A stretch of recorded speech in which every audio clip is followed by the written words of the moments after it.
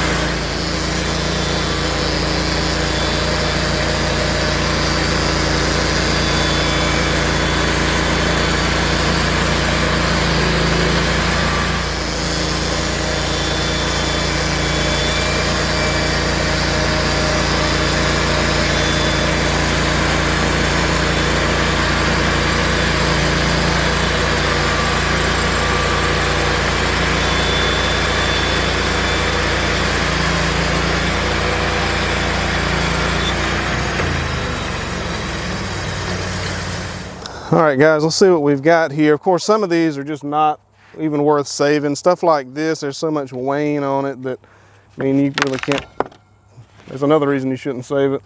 But not a whole lot you can do with that, so we're just gonna get rid of that one right off the bat. And now I'm gonna get some comments about not wearing gloves. It's really hard to wear gloves and mill and run the camera. So I usually wear gloves when I'm not running the camera, but I have to do the camera. I just can't use the camera with gloves.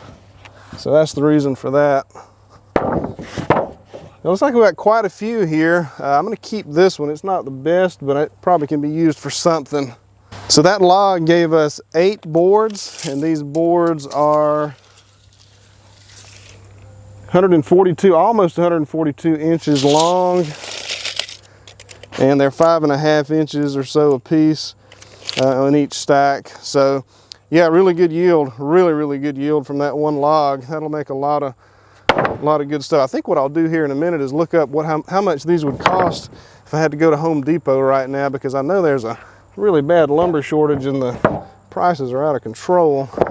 And these are pretty boards too. Give y'all a closer look here in just a second.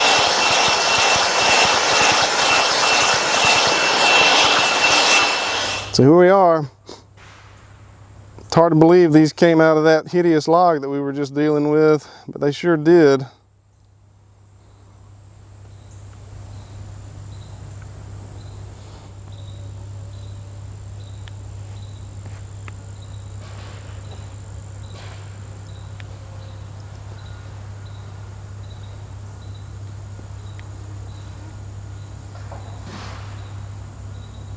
So I got on the Home Depot app here and I found something pretty close. These are 1 inch by 6 inch by 10 foot premium kiln dried square edge whitewood common boards.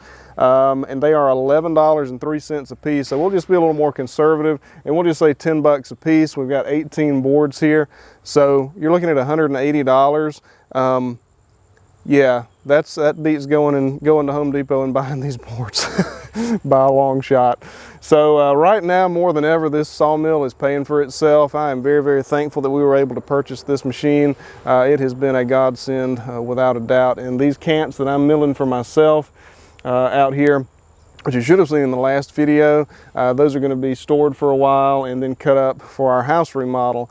So right now, more than ever, I am so thankful to have this sawmill and to be able to do this out here. And it's really enjoyable. It's a nice day. It's a nice time of the year to do this kind of stuff.